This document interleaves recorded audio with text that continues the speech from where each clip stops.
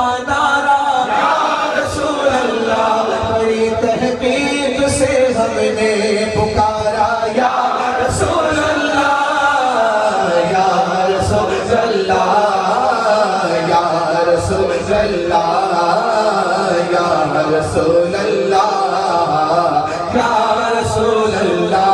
صحیح مسلم میں لکھا ہے، سارے علماء بیٹھے ہیں ماشاءاللہ، پوچھ سکتے ہیں۔ صحیح مسلم میں لکھا ہے، صحابہ نے لگایا تھا مدینے کے گلی کوچوں میں نعرہ یا رسول اللہ، یا رسول اللہ، یا رسول اللہ، یا رسول اللہ، یا رسول اللہ۔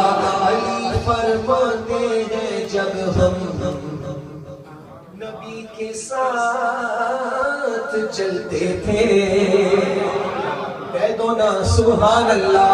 علی فرماتے ہیں جب ہم نبی کے ساتھ چلتے تھے، پہاڑوں پتھروں نے بھی پکارا یا رسول اللہ، یا رسول اللہ، یا رسول اللہ، یا رسول اللہ، یا رسول اللہ۔ کہہ دو سبحان اللہ۔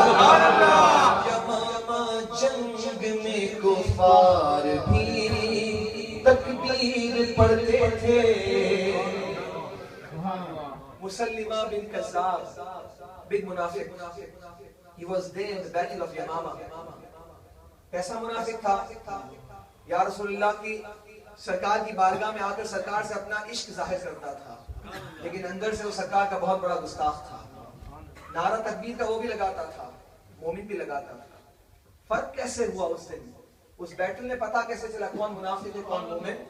شاعر نے کہا یمامہ جنگ میں کفار بھی تکبیر پڑھتے تھے، فرق تھا مومن اور کافر میں نعرہ یا رسول اللہ، یا رسول اللہ، یا رسول اللہ، یا رسول اللہ، یا رسول اللہ۔